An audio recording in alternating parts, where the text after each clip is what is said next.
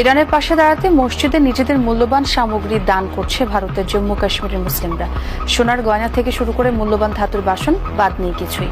বুদগাম জেলার মসজিদ ইমাম জামানের দান বাক্সে জমা পড়ছে বিপুল পরিমাণ অর্থ। দাতারা বলছেন, যুদ্ধে সরাসরি অংশ নিতে না পারলেও ইরানিদের পাশে দাঁড়াতেই এমন পদক্ষেপ তাদের।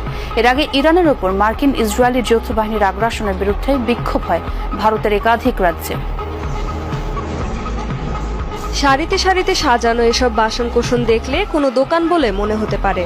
আদতে মসজিদের মেঝেতে সাজিয়ে রাখা তামা রূপার তৈরি বাসনগুলো দান করেছে সাধারণ মানুষ। উদ্দেশ্য ইরানের পাশে দাঁড়ানো। ঘটনা ভারতের জম্মু কাশ্মীরের বুদগাম জেলার। কেবল থালা বাসন নয়, মসজিদ ইমাম জামানের দান বাক্সে জমা পড়েছে বিপুল পরিমাণ নগদ অর্থ। নারীরা নিজের গায়ের সোনার গয়না খুলে দিয়ে যাচ্ছেন মসজিদে।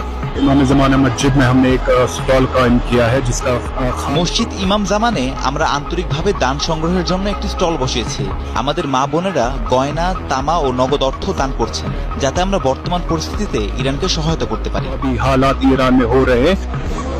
সরাসরি যুদ্ধে অংশ নিতে না পারলেও আত্মতৃপ্তির জন্য আর্থিক সহায়তার মাধ্যমে তেহরানের পাশে দাঁড়াচ্ছে এলাকাটির মুসলিমরা। এটিকে অসহায়ের পাশে ও নিপীড়কের বিরুদ্ধে দাঁড়ানোর একটি মাধ্যম হিসেবে দেখছেন তারা।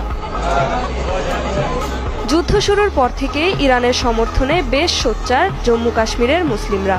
একাধিকবার বিভিন্ন এলাকায় ইরানে যুক্তরাষ্ট্র ইসরায়েলের হামলার বিরুদ্ধে হয়েছে বিক্ষোভ মিছিল।